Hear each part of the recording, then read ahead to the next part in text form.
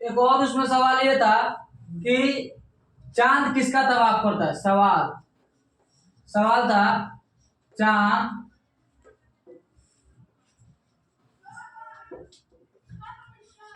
किसका तवाफ करता है।